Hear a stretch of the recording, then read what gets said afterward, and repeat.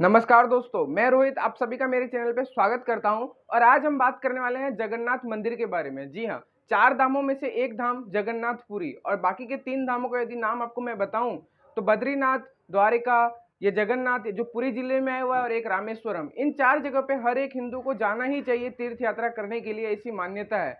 तो उन्हीं में से हम आज जानने वाले हैं जगन्नाथ मंदिर के बारे में कि क्या ऐसे फैक्ट है। आपने सुना होगा कि हवा के विपरीत में झंडा लहराता है, सुदर्शन चक्र कहीं से भी देखते तो अपनी तरफ ही नजर आता है। तो आज की वीडियो में हम इन सबको एक्सप्लोर करने वाले हैं।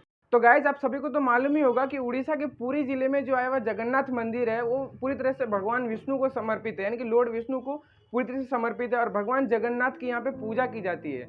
आप लोग जब भी न्यूज देखते होंगे तो हर वर्ष में एक ना एक बार आप है ना रथ यात्रा का न्यूज देखते होंगे और आप देखते होंगे कि एक विशाल रथ यात्रा निकाली जाती है जो कि अहमदाबाद और दूसरा जगन्नाथ से निकाला जाता है। तो एक्चुअली जगन्नाथ मंदिर में से जो रथ यात्रा निकाली जाती है इसमें 3 जन होते हैं। एक तो भगवान विष्णु यानी कि भगवान जगन्नाथ, उनकी बहन सुभद्रा और उनके भाई बलभद्र। इन तीनों को उस रथ यात्रा में रखा जाता है और एक विशाल रथ यात्रा निकाली जाती है जो कि पूरे विश्व में फेमस है। अब जो जगन्नाथ मंदिर है गाइस, आपको एक चीज जानकर बड़ी हैरानी होगी कि यहाँ पे खाली हिंदू लोगों को ही अलाउड है।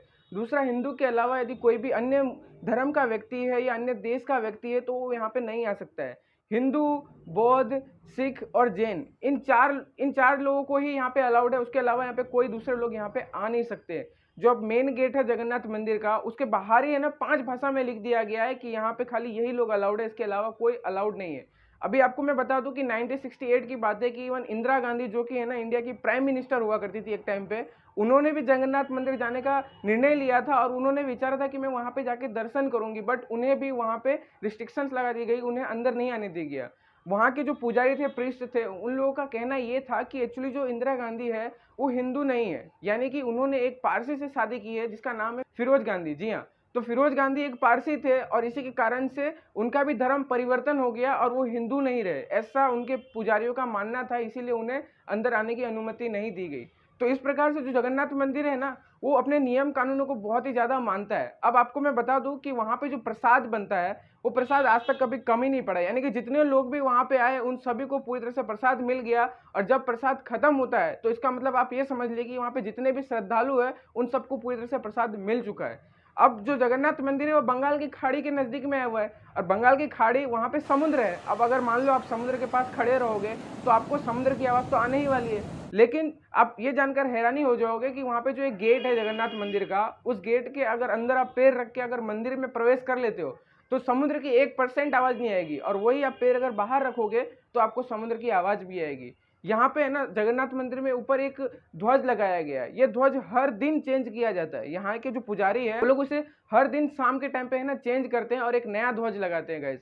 अभी अगर मान लो एक दिन भी ये छूट गया ना तो 17 से 18 साल के लिए मंदिर बंद हो जाएगी, ऐसी मान्यता है। तो इसीलिए कभी छूटता ही नहीं है। अब वहाँ पे आपका प्रसाद प्रसाद सबसे मेन है। जगन्नाथ मंदिर यदि आप जा रहे हो और वहाँ पे अगर मान लो प्रसाद ही आपने नहीं लिया तो एक गजब की बात हो जाएगी कि ये क्या कर दिया आपने। तो वो प्रसाद जो है ना वहाँ का बहुत ही फेमस है, बनाने का सिस्टम भी बहुत ही यूनिक है। अभी लकड़ी का चूल्हा होता है, उसके ऊपर एक के ऊपर एक टोटल 7 बर्तन रखे जाते हैं। अब गाइस, फैक्ट की बात, सबसे मजेदार बात तो ये है कि जो सबसे ऊपर वाला बर्तन है वो सबसे पहले पकता है और जो सबसे नीचे वाला बर्तन है वो सबसे लास्ट में पकता है। अब आपको मैं दूसरी एक चीज ये बता दूं कि आपने कभी भी मंदिर में जाते हो तो वहां पे आप सोने की मूर्ति देखोगे, चांदी की देखोगे या तो फिर पत्थर की देखोगे, बट जगन्नाथपुरी मंदिर जो है एक ऐसा मंदिर है जहाँ पे मूर्ति है ना लकड़ी की बनी हुई है, लकड़ी की बनाई गई है गाइज, और वो भी कंप्लीट मूर्ति नहीं है, यानी कि थोड़ी अधूरी रह गई है। अब इसके बारे में आप गूगल पे सर्च करके देख सकते हो कि आखिर अधूरी क्यों रह गई है। अब गाइज, उसके मंदिर के टॉप में है ना एक चक्र लगाया है, इसका नाम है सुदर्शन चक्र। अब किसी भी एंगल से आप उसे देखोगे तो आपको है ना आपकी तरफ ही दिखता हुआ प्रतीत होगा। तो ये भी बहुत ही गजब है। और वो मंदिर को इस प्रकार से स्ट्रक्चर किया गया है कि उसकी परछाई भी कभी जमीन पे नहीं आती है। तो वैज्ञानिक लोगों ने इस पे भी बहुत सारा रिसर्च किया, बट आज तक इसको कोई क्रैक नहीं कर पाया है। और मंदिर के ऊपर कभी पंछी भी नहीं उड़ते हैं।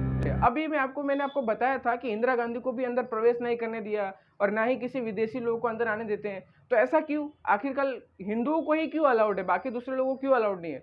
तो गाइज, बात यह है कि एक्चुअली जब पुराना समय था वहां पे है ना जगन्नाथ मंदिर पे बहुत सारे लोगों ने आक्रमण किया था और यहाँ के जो सोना चांदी जितने भी धन संपत्ति थी उन सभी को लूट लिया गया था। तो इन्हीं सब चीजों को ध्यान में रखते हुए वहाँ के जो समिति है उन लोगों ने ये डिसीजन लिया है और ये डिसीजन को आज तक वो लोग मान रहे हैं और किसी भी अन्य धर्म के लोगों को वहाँ पे आने ही नहीं देते हैं। तो ये बहुत ही अच्छी चीज है क्योंकि ये चीज़ें होनी ज़रूरी है। अगर मान लो किसी हिंदू का कोई प्लेस है तो उस जगह पे खाली हिंदू ही जाए, एक ऐसी जगह तो एक्चुअली होनी ही चाहिए। तो वो है पुरी का मंदिर। जी हाँ, तो गाइज़ आप सभी से आशा है कि आप ना एक बार जगन्नाथपुरी के मंदिर पे ज़रूर जाओगे यदि आप हिंदू हो तो। तो ऐसी और वीडियोज़ देखने के लिए गाइज़ मेरे चैनल को सब्सक्राइब करें। अगर आपको वीडियो अच्छी लगी